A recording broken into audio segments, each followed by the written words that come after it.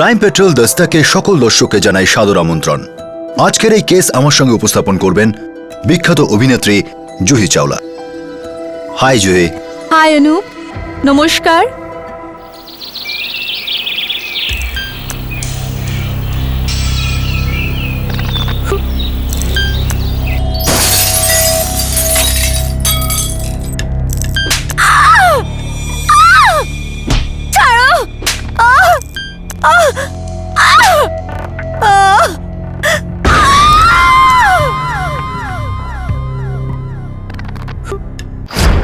আজকের কেস শুরু হয়েছে অধিকাংশ পরিবারের একটি ঘরোয়া সমস্যাকে নিয়ে, স্বামী স্ত্রীর মধ্যেকার ঝামেলা।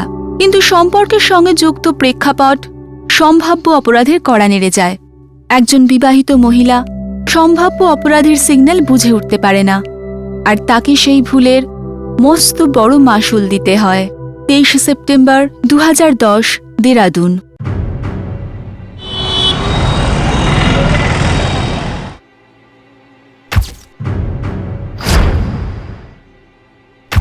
অরুন্ধতী, তোমার স্বামী তোমার উপর যে অত্যাচার করেছে তুমি দায়ের করেছ। হ্যাঁ। মিস্টার সোমেশ, এই সমস্ত অভিযোগ কি আপনি স্বীকার করছেন? হ্যাঁ, আমি স্বীকার করছি। তাহলে ঠিক আছে, ডাইভোর্স সহজেই হয়ে যাবে, আর তোমাকে যন্ত্রণা ভোগ করতে হবে না। নিজের বাচ্চাদের জন্য সবকিছু সহ্য করেছি, ভেবেছিলাম বাচ্চাদের বাবার প্রয়োজন। আমি আমার ছেলে মেয়েদের খুবই ভালোবাসি। তুমি শুধু তোমার কলকাতার বউয়ের ছেলে মেয়েকেই ভালোবাসো। আমি আমার সব ছেলে মেয়েকেই ভালোবাসি। যে লোক নিজের ছেলে মেয়েকে ভালোবাসে সে কখনো দ্বিতীয় বিয়ে করে বাচ্চা জন্ম দিতে পারে না। যার বউ কখনো বউ হয়ে উঠতে পারে না তাকে দ্বিতীয় বিয়ে করতেই হয়। মিস্টার সোমেশ, আপনি এসব বাজে কথা অন্য কোথাও গিয়ে বলুন, এটা আমার অফিস। আগে আমি মেইনটেনেন্সের টাকা হাতে চাই, তার আগে আমি ডিভোর্স দেব না। আমি বললাম তো দেব। তোমার কথার কি দাম আছে? আমাকে 6 মাসের টাকা অ্যাডভান্স দিতে হবে। মিস্টার সোমেশ, আপনাকে ছেলে মেয়ে ও অরুন্ধতীর ভরণ পোষণের জন্য প্রতি মাসে 20,000 টাকা দিতে হবে। এখানে সই করুন।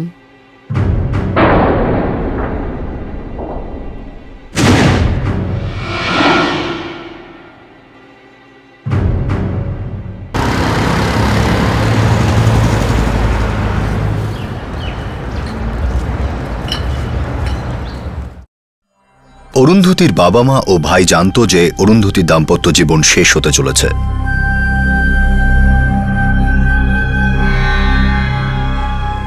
দিদির ইমেল এসেছে।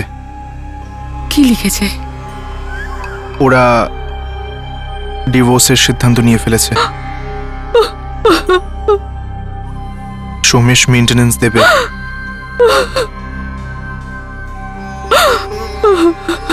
ভাগ্য কেউ বদলাতে পারে না। না, ভুলকে ভাগ্যের দোষ বলো না। এই বিয়েটাই ভুল ছিল। হে ভগবান, ওদের দুজনের সম্পর্ক যেন আগের মতো ঠিক হয়ে যায়।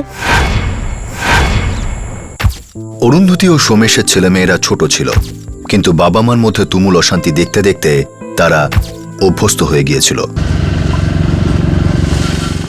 কিন্তু এই বাচ্চারা বুঝতেই পারেনি যে ওদের বাবা মা চিরকালের জন্য আলাদা হতে চলেছে।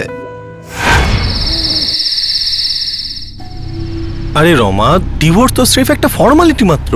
আমি তো বলছি তোমাকে, আমি শুধুমাত্র তোমারই আছি, আর তো মাত্র কয়েকটা দিনেরই ব্যাপার।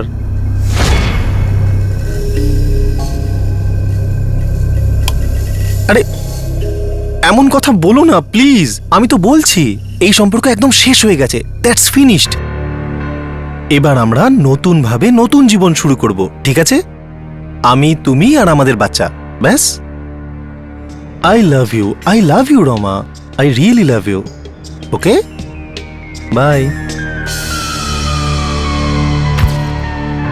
জানি না সেটা কোন অমঙ্গলের দিন ছিল যেদিন তুমি আমার জীবনে এসেছিলে। একটা সময় এরা দুজন ওই দিনটাকে সবচেয়ে সুন্দর দিন বলে মনে করত। এই প্রেম কাহিনী 1992-তে শুরু হয়, আর 1999-তে অরুন্ধতী ও সোমেশ বিবাহ বন্ধনে আবদ্ধ হয়। 2004 সালে এই দম্পতির যমজ বাচ্চা হয়। এই পরিবার স্বয়ং সম্পূর্ণ হয়ে ওঠে। কিন্তু স্বর্গকে নরকে পরিণত করতে বেশি সময় লাগেনি। অরুন্ধতীকে লুকিয়ে সোমেশ দ্বিতীয়বার বিয়ে করে ফেলে, কিন্তু অরুন্ধতী যখন সব জানতে পারল তখন জল অনেক দূর গড়িয়ে গেছে। Before we caught him, left her at a big psychiatric practice.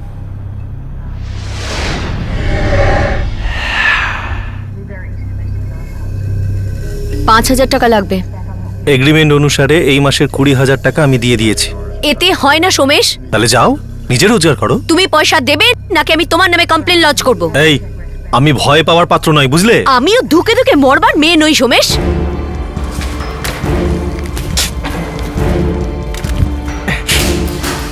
নিজের লিমিটের মধ্যে থাকো, বুঝলে? নইলে আমি লিমিটের বাইরে চলে যাবো কিন্তু। আরে যাও, তোমার মতন কাপুরুষ লোকের আবার লিমিট কি হতে পারে? একটা চড় মারবে, না হয় কিছু ছুঁড়ে মারবে। জানি না ওই মহিলাটা তোমার মতো একটা নপুংসকের মধ্যে কি এমন দেখলো। ছি, দেখো, অনেক হয়েছে কিন্তু বলে দিলাম। অনেক কোথায় হলো? এই তো শুরু হয়েছে মাত্র। তুমি একজন বিবাহিত পুরুষ হয়েও কোনো অসভ্য মেয়ের সঙ্গে কি করে বিয়ে করতে পারো? এবার তুমি দেখো আইন তোমাকে কিভাবে জেলের ঘানি টানায়। পুরো 7 বছরের জন্য জেলে যাবে তুমি, বুঝলে? আচ্ছা, 7 বছরের জন্য তুই আমাকে জেলে পাঠাবি? ঠিক আছে, আমি তোকে দেখাচ্ছি কে কতদিনের জন্য ভেতরে যায়।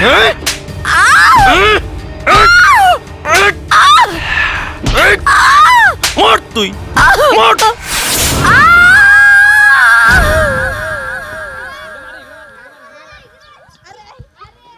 সেই নিস্তব্ধ দুপুরেও চিৎকার কেউ শুনতে পায়নি।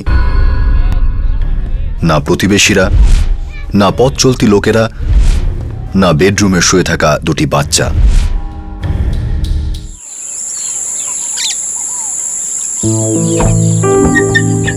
চল। বাবা, মাম্মি কিভাবে একা দিল্লি চলে গেল?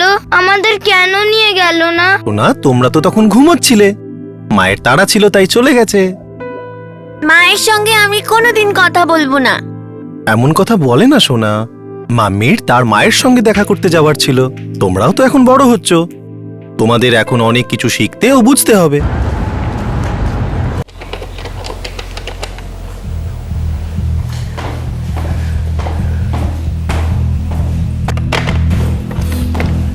রাজন, অরুন্ধতী ফোন তুলছে না। দিদি হয়তো বিজি আছে বাবা। কাল দশেরা ছিল, কালও আমার সাথে কথা বলেনি। দশেরা হওয়া সত্ত্বেও অনু একবার বাবার সাথে কথা বলেনি। বাবা টেনশন করো না, আমি অফিসে গিয়ে ফোন করছি।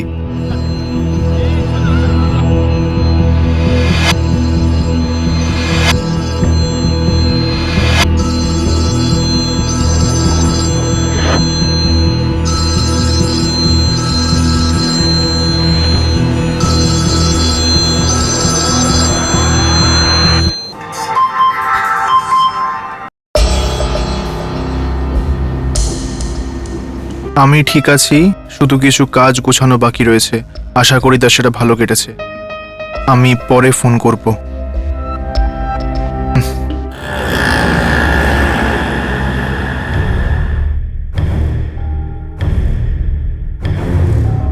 Excuse me sir, may I help you? কত তাড়াতাড়ি আপনার ডেলিভারি দিতে পারবেন? স্যার 24 ঘন্টার মধ্যে। আপনারা ক্যাশ নেন নাকি শুধু কার্ডই? স্যার আপনি কি মডেল চুজ করে নিয়েছেন? হ্যাঁ, এটাই। Sir I am sorry, don't mind, এটা ফ্রিজার নর্মালি বাড়িতে ইউজ হয় না। আপনি যদি বলেন তাহলে আপনাকে অন্য ফ্রিজ দেখাতে পারি যা ইউজুয়ালি বাড়িতে ইউজ হয়, আর এতে স্কিমও আছে। কেন, কোনো প্রবলেম আছে? আমার এটাই চাই। Okay sir, sure. আমি ক্যাশ পেমেন্ট করে দিচ্ছি।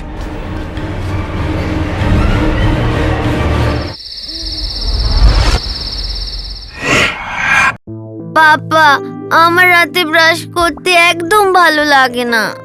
সোনামা, জীবনে এমন অনেক কিছুই রয়েছে যা না চাইলেও তোমায় করতে হবে। আজকের পর থেকে রোজ রাতে ব্রাশ করবে, ঠিক আছে? রোজ রাতে ব্রাশ করতে হবে? হ্যাঁ। বড় হয়েও? আর যখন তোমরা বড় হয়ে যাবে তখন তোমরা বুঝতে পারবে যে পাপা যা কিছু বলেছে একদম ঠিক বলেছে, আর পাপা যা কিছু করেছে তাও একদম ঠিক করেছে। নাও চলো ব্রাশ করো।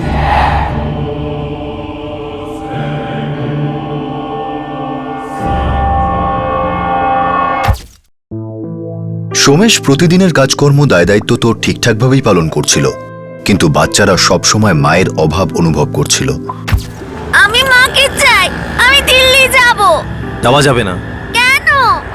আমরা ছুটিতে যাব, ঠিক আছে? মা কি ফিরে আসবে না? মাম্মি আমাদের 3 জনকে ছেড়ে কিভাবে থাকবে? তাহলে ছেড়ে চলে গেল কেন? শোনা, পাপা আর মাম্মির মধ্যে কিছু ব্যাপার নিয়ে মিসআন্ডারস্ট্যান্ডিং হয়ে গেছে, তাই মা দিল্লি গেছে। ওখানে বসে ঠান্ডা মাথায় চিন্তা করবে। ততদিন পাপা তো আছে তোমাদের খেয়াল রাখার জন্য। আমার কথা বুঝেছো তো ইয়াশ? রাখি?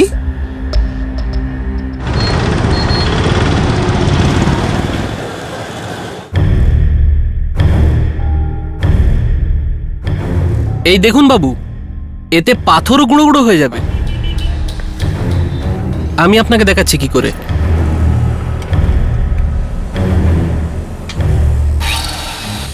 এটার দাম কত? এটার দাম 3,500 টাকা। যদি আপনি এটা নেন তাহলে এর সঙ্গে 3 ট্যাবলেট ফ্রি পাবেন আপনি।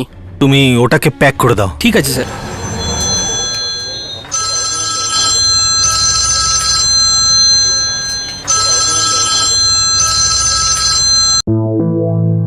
বল রাজন। হ্যাঁ ব্যাস, আসলে দিদি ফোন তুলছে না, দুদিন ধরে কোনো কথাও হয়নি, তাই আরে ও তো আমার সঙ্গেও কথা বলছে না, শুধু বসে রয়েছে পুতুলের মতো চুপচাপ। কেন? সব ঠিক আছে তো জামাইবাবু? হ্যাঁ সব সব ঠিকই চলছে শালা বাবু। তোমার দিদির মাথায় এখন মেডিটেশনের ভূত চেপেছে। ও এখন মৌনব্রত পালন করছে, বাচ্চাদের সঙ্গেও কথা বলছে না। অদ্ভুত ব্যাপার। কতদিন চলবে এসব? কি জানি, বলছিল যে 3-4 দিনের কোর্স এটা। আরে কথা বললে তবেই তো জানতে পারবো কবে এটা শেষ হবে। আপনাদের মধ্যে যা সব চলছে তা নিয়ে মা বাবা খুবই দুশ্চিন্তায় আছেন। আরে ওনাদের বলো যে আমি কোনো রাক্ষস নই। আমি আর তোমার দিদি দুজনে আলোচনা করে এটা প্যাচ আপ করে নেব। আমাদের বিয়ে কিছুতেই ভাঙবে না। থ্যাংক গড জামাইবাবু। বাবা মাকে আমার প্রণাম জানাবে। ঠিক আছে, বলবো।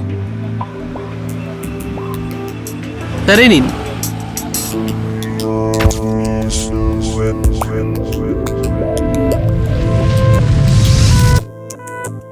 নাও, টিফিন রেডি হয়ে গেছে, চলে এসো। নিউ ফ্রিজ কত বড়! এরকম ফ্রিজ তো আইসক্রিমের দোকানে থাকে, তাই না? হ্যাঁ, আমরাও আইসক্রিমের দোকান খুলবো। তোমরা ওই দোকানে কাজ করবে, মাইনে হিসেবে তোমরা আইসক্রিম পাবে। তুমি মজা করছো তাই না পাপা? না, আমরা এত এত আইসক্রিম খেলে মাম্মি আমাদের খুব বকবে। তোমরা যে আইসক্রিম খেতে চাইবে, যত খুশি আইসক্রিম খাবে, খাও। মাম্মি টু শব্দটিও করবে না। ঠিক বলছো। একদম ঠিক সত্যি? বলছি। এই নাও, এই নে বাবা। আমি জগন্নাথকে বলেছিলাম অরুন্ধতির সংসারটা যেন ঠিক হয়ে যায়। অশেষ কৃপা, তিনি কথা শুনেছেন। এই ভাগ্য টাগ্যর কথা তুমি রাখো তো, সব ঠিকই হবে। আমি ভাবছিলাম যে দিওয়ালিতে দিদি আর বাচ্চাগুলোকে কয়েকদিনের জন্য এখানে নিয়ে আসবো, খুব আনন্দ হবে। হ্যাঁ হ্যাঁ, কেন নয়। খুব ভালো ভেবেছিস। তাড়াতাড়ি গিয়ে ওকে নিয়ে আয়, অনেকদিন হলো ওকে দেখিনি।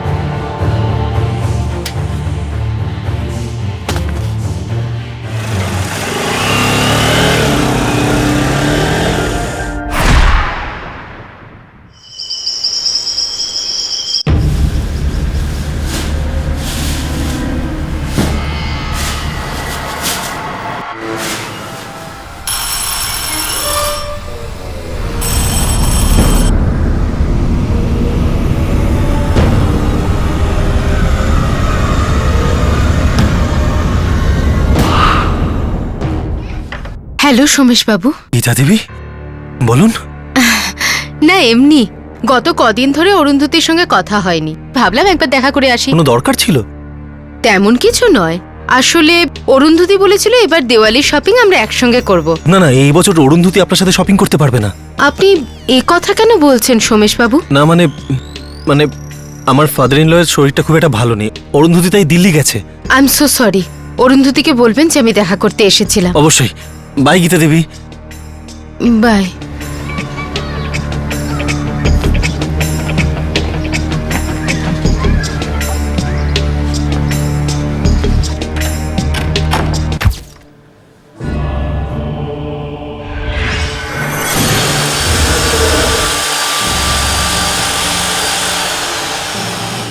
আসলে সোমেশ সবাইকে মিথ্যে বলছিল।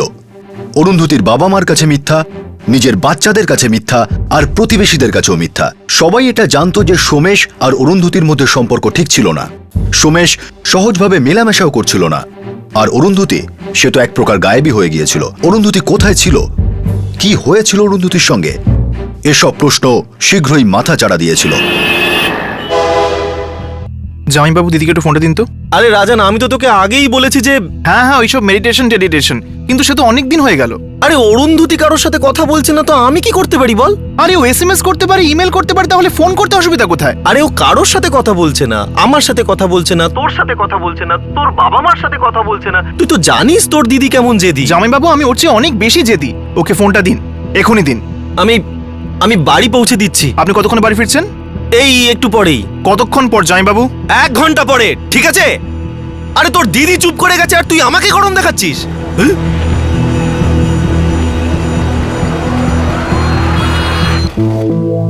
কি বললো?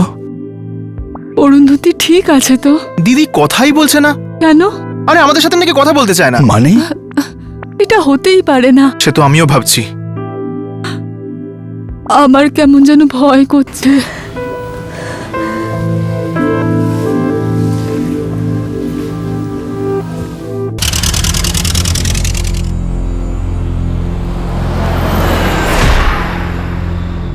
পরের দিনই অরুন্ধতির ভাই রাজন দেরাদুন এসে পৌঁছয়।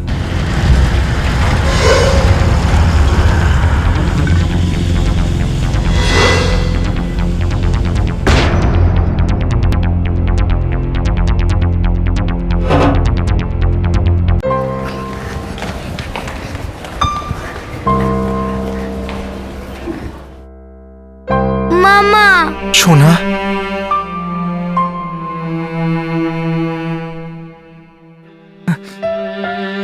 মামা, হ্যাঁ মাম্মি কোথায়? মাম্মি তোমার সাথে কেন আসেনি মামা? মাম্মির কথা আমার খুব মনে পড়ছে মামা। আমিও তোমার সাথে দিল্লি যাব। আমি মাম্মির কাছে যেতে চাই। তুমি কি করে জানলে যে মাম্মি দিল্লিতে আছে? পাপা বলেছিল মামা। বাবা কবে বলেছিল? অনেক দিন হয়ে গেছে, যবে মাম্মি দিল্লি গেছিল তখন বলেছে। আচ্ছা বলো তো, তোমরা মাম্মিকে দিল্লি যেতে দেখেছো? কোনো কথা হয়েছিল? না, তখন আমরা ঘুমাচ্ছিলাম। পাপা বলছিল মাম্মি দীপাবলিতে আমাদের কাছে ফিরে আসবে, কিন্তু ফিরে আসেনি। মামা, মাম্মি কি আমাদের উপর রাগ করেছে? না বাবা, রাগ করেনি। দেখো বাবু, মাম্মি খুব তাড়াতাড়ি তোমাদের সাথে দেখা করতে আসবে, ঠিক আছে? আচ্ছা এক কাজ করো, এখন ক্লাসে যাও। ক্লাস করো, আমি বিকেলে নিতে আসছি, কেমন? যাও।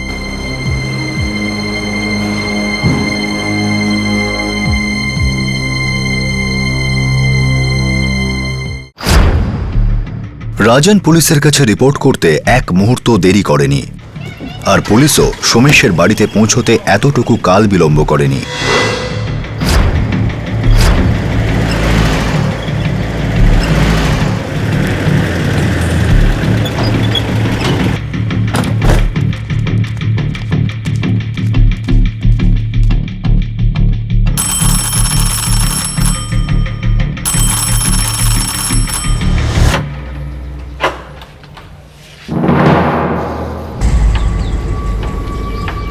আমার দিদি কোথায়?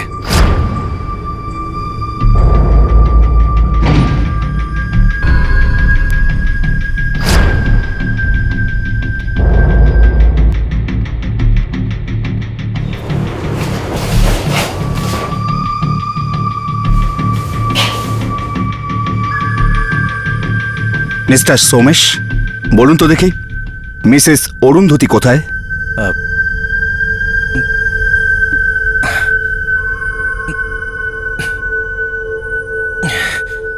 আমি বলছি। ছাড়ো আমাকে।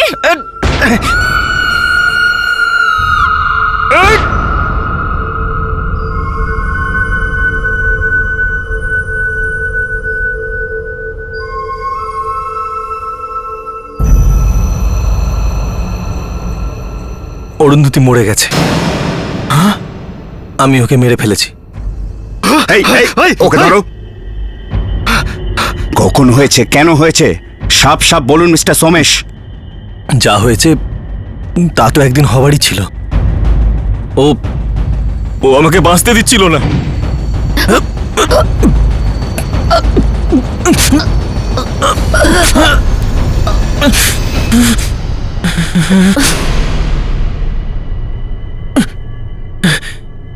আমাকে ব্ল্যাকমেল করছিল, পয়সার পিশাচ ছিল। হাঁপিয়ে গেছিলাম আমি। রাতের সাথে মরে যায়নি, তখনও প্রাণ ছিল। আমি ভয় পেয়ে গেছিলাম। দুবার আমার বিরুদ্ধে ডোমেস্টিক ভায়োলেন্সের কেস করেছিল, দুবার। আবার অ্যারেস্ট করাতো, টর্চার করাতো। আমি ভাবলাম ব্যাস,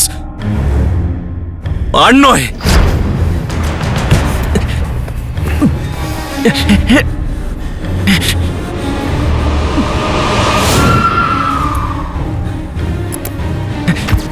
আর তুই আমার দিদিকে মেরে ফেললি? আরে প্রাণে মেরে ফেলেছে আমার দিদিকে। কত সাদাসিধে ছিল। আমার জীবন বরবাদ করে দিয়েছিল, বাঁচতে দিচ্ছিল না। আমার বাচ্চাদের ছিনিয়ে নিয়েছিল তোর সাদাসিধে ব্লাডি দিদি। বডি কোথায় আছে? বল জানোয়ার, আমার দিদির লাশের সাথে তুই কি করেছিস?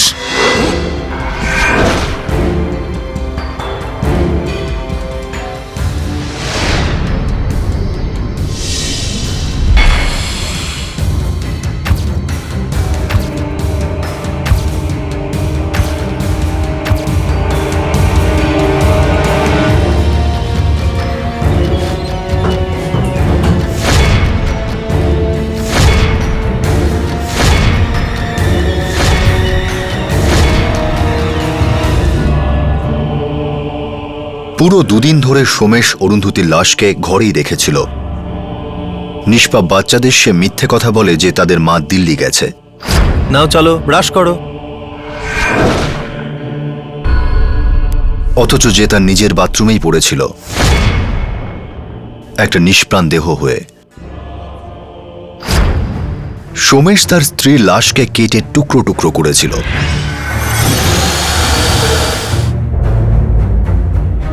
টুকরোগুলোকে সে কোল্ড স্টোরেজের মধ্যে ভরে রাখে। তারপর যখনই সুযোগ পেয়েছে, সোমেশ তার স্ত্রীর শরীরের টুকরোগুলোকে পলিথিনের ব্যাগে ভরে শহরের ভিন্ন ভিন্ন জায়গায় ফেলে আসে। রোজ একটু একটু করে টুকরো ঘরের বাইরে যেত এবং গায়েব হয়ে যেত।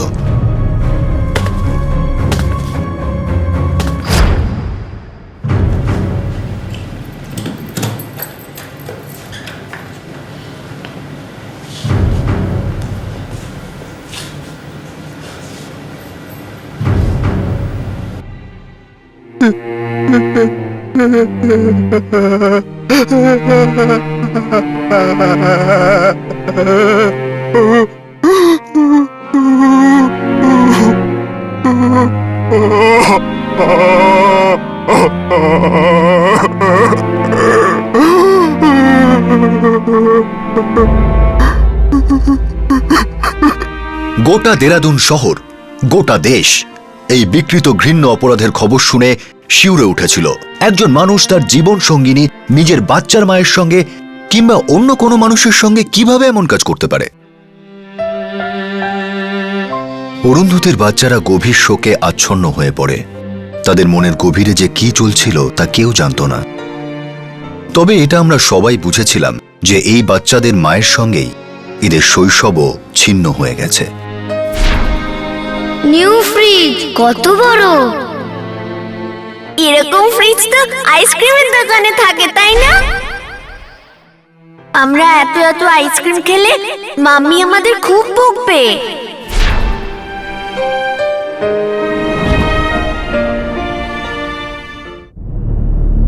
2011-24 মার্চ সোমেশের বিরুদ্ধে চার্জশিট ফাইল হয়। আপাতত সে জুডিশিয়াল কাস্টডিতে আছে।